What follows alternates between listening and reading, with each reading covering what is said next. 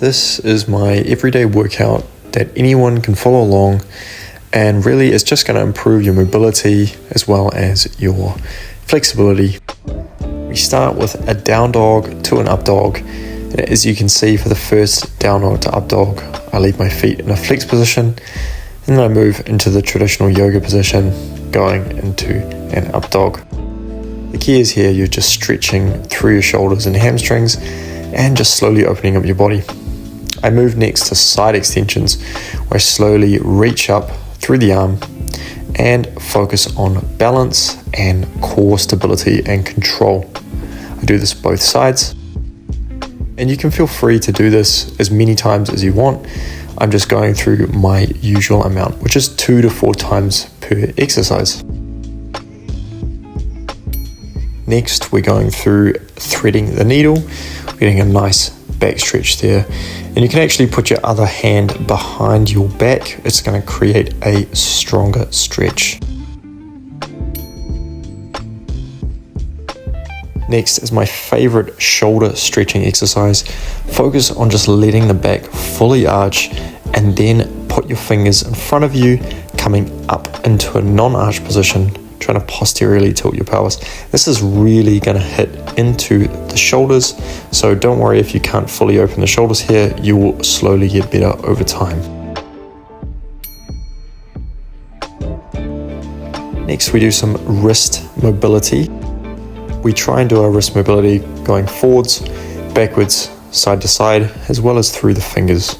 You can do as much work as you want here, and it really depends on how your wrists feel, but just try and focus on getting flexion and extension through every angle of the wrist and what feels good to you. Remember, the wrists are quite delicate, so just do what feels comfortable. I always like to do some figure eights at the end, switching fingers around through the figure eight, as this gives a nice stretch for the wrists.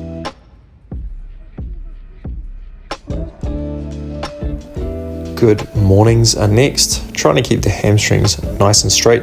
I'm doing this quite quickly, but my suggestion is you actually do this a little bit slower and try to feel the move. Following this is the side squat reach, one of my favorite exercises. Really focus on going deep into a squat, and if you can't go this deep into a squat, it's okay. You can keep your hands on the ground. I then go forward, lowering the hip to the ground and doing a little hamstring fold there as well.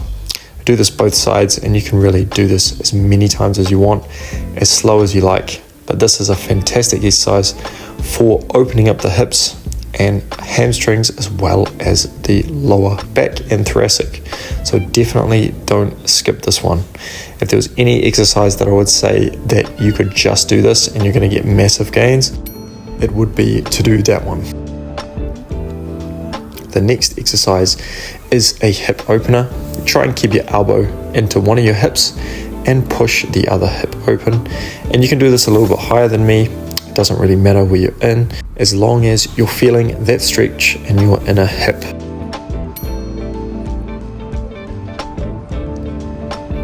One of my favorite exercises next is the deep squat fold to a quad extension.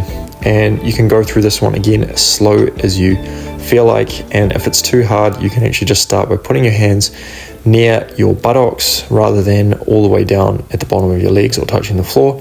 You'll slowly find yourself opening up, and again, do this as many times as you need to. The key thing to remember with all of these exercises is that you need to do them at your level. So it doesn't matter about pushing yourself if you can't do these exercises. Take them slow and steady, and if you need to, put your knees on the ground, do a less range of motion. But next, we're going to do the wild thing. So starting from a down dog to the wild thing and leaning forward into a lunge. From here, we're going to then extend the hamstring as best as we can and try and move into kind of an up dog lunge position. And I usually do this about 3 times, 4 times on each leg, and then we switch sides.